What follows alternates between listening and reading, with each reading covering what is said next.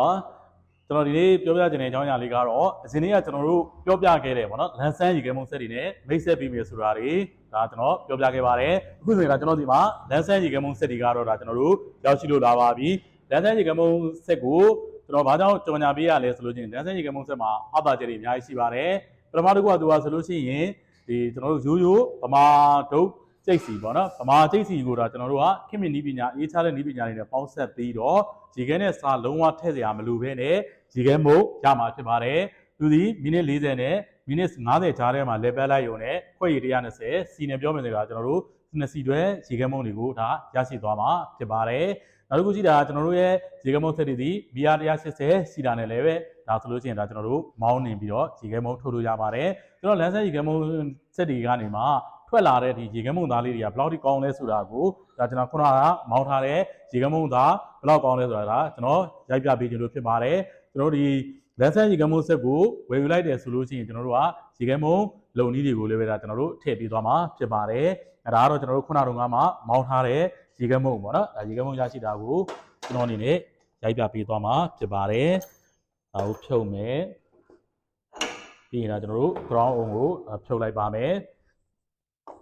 အဲကျွန်တော် ground on ဖြုတ်ပြီးရင်တော့ဒီမှာကျွန်တော်တို့လန်ဆန်းရေခဲမုံဆက်ကနေမှထွက်လာတဲ့ရေခဲမုံတွေကကြည့်လို့ရပါပြီကျွန်တော်တို့ရေခဲမုံဆက်မှာရေခဲမုံတွေဘယ်တော့ကောင်းလဲဆိုဒီမှာကြည့်လိုက်ပါ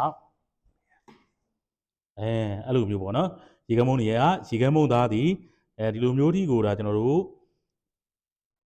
အရန်ကိုကောင်းမွန်နေတော့ရေခဲမုံတွေဖြစ်ပါတယ်ဒါကျွန်တော်တို့လန်ဆန်းရေခဲမုံကနေမှမိနစ်40နဲ့မိနစ်50တောင်းကထွက်လာတဲ့လန်ဆန်းရေခဲမုံဆက်တွေဖြစ်ပါတယ်ဒါကျွန်တော်တို့သူ့ကိုရေခဲမုံစီထဲမှာထည့်ပြီးတော့